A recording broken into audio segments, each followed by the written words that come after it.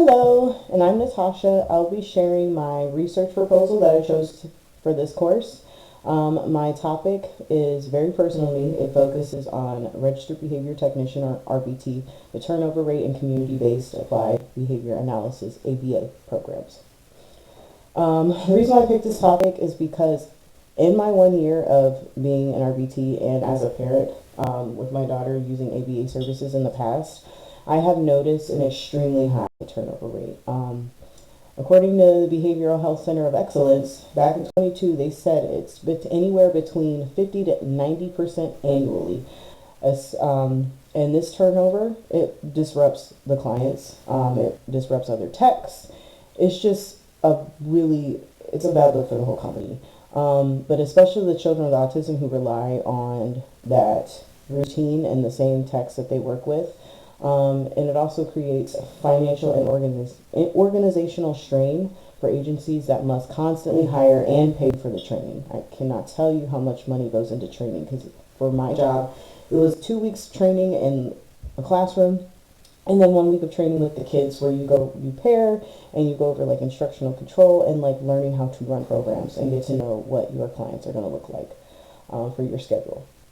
My research question is, what organizational and supervisory factors most significantly predict RBT retention and community-based ABA programs? A lot of the key variables in my study include independent variables like supervision quality, feedback frequency, caseload size, and organizational support. But one of the two things I'm going to talk about, mostly because this is something that I've seen in my 1 year being an RBT, is pay and PTO. With supervision quality, I personally notice this is more for like home ABA centers. I work or home-based ABA programs. I work in a center-based. With home ABA programs, a lot of the supervision quality is virtual, which I've had virtual consults from VAs that are working from home, and it's very hard because if there is a problem behavior that we are seeing or something that we need support on right then and there, they're on a computer screen. They can tell us what we can do to help, but they're not there to actively help us with our what we call mascot strategies. So it just makes it difficult for especially home-based for you to get that good supervision quality and feel like you're supported. Feedback frequency. Again, this is a lot with home-based ABAs because they're not center-based. For me, with the center-based versus home ABA, even if my BA calls out or calls off that day for being out sick, there are like a few other BAs. We have 6 BAs and a clinical director that is always on staff to be able to help us during the day. So we always have that support system, whereas if it's home-based, you're in the client's home and it's just the parents and your BA is not there. So that can help. That is a lot of like complaints I hear with ABA companies. Caseload size. This is a big one for me. I'm what they call a floater for my center. And there have been times where I've had up to 7 appointments in an 8-hour day. And yes, it is very tiring. It is hard to provide your best therapy for your clients when you are so burnt out, when you're all over the place, going from kid to kid to kid. And for organizational support, I would mostly focus on like pay and PTO for this.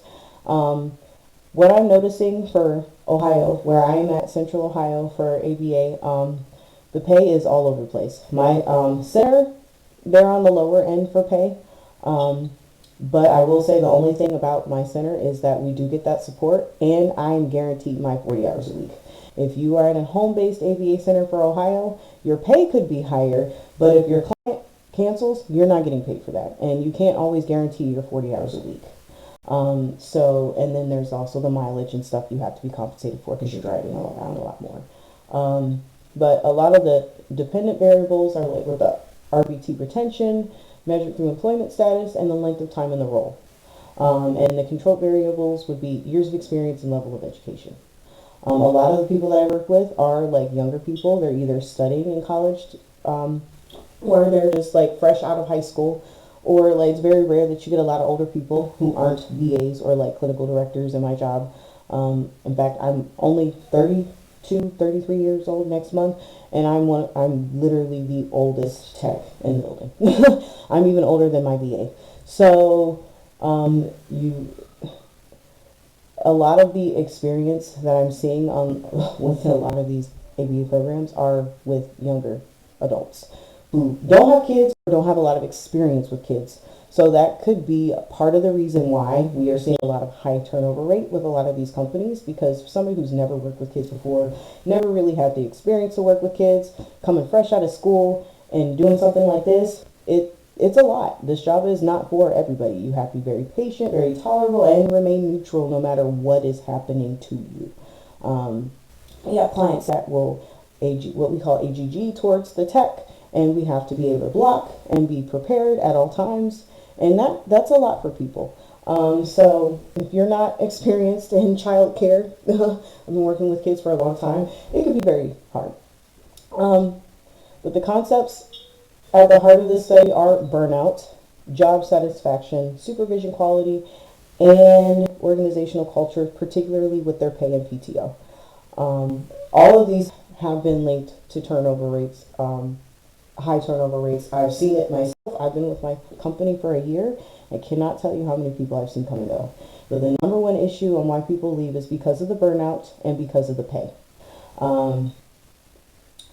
But for methods, I'm proposing a quantitative and correlational survey design.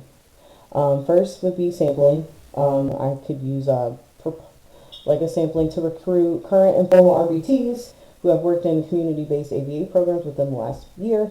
My company, they do like a BT pulse survey where they ask all the BTs in the company if they feel like they're being supported or not, and like things that they can suggest. Maybe that would be a really good thing to do every couple of months. I think they do it like every 90 days at my job.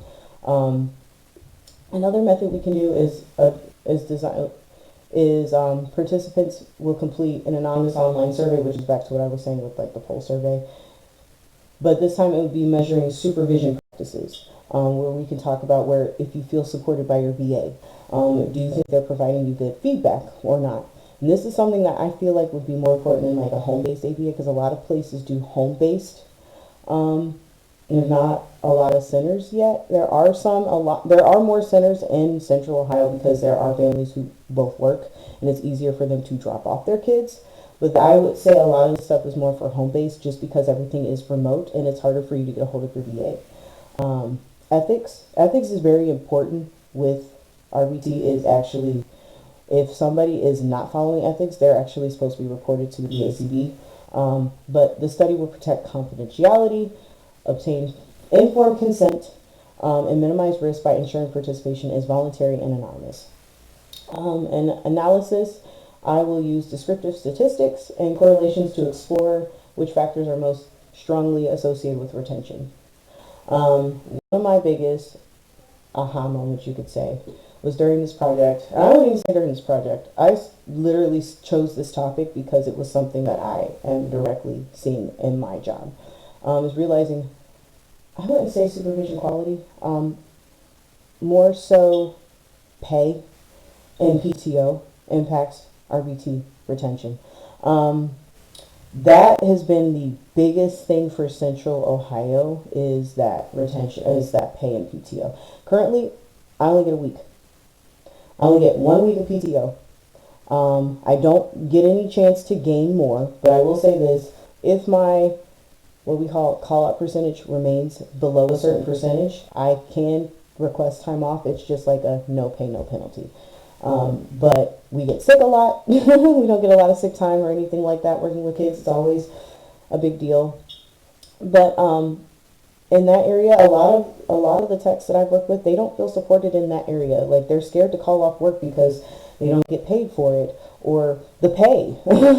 I mean, honestly, with the cost of living and how much we make hourly, most of the people, they have to have roommates. They're not able to sustain their own place with the pay rate we are currently receiving with inflation.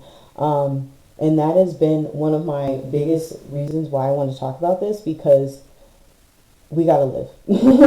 We got to be able to take care of ourselves. I work with single moms who are literally getting food stamp and low income housing, and they have a certification. And it's just like, why are we shouldn't have to fight for our pay. But just reflecting on all the research and my experience in this field, I would just want to inform not just my company, but other companies, strategies to reduce turnover rate, improve supervision, and ultimately just strengthen the quality of ABA services for children and the families, and not just for the techs. For the techs, I know a lot of people are like, "Oh, the kids, they need it." The techs also have to be taken care of. We've had to cancel clients because of our high turnover rate, and that affects the children and families when we have to cancel 20 clients a week because we don't have the techs. But thank you for listening to my presentation, and I hope you all learned something. Thanks.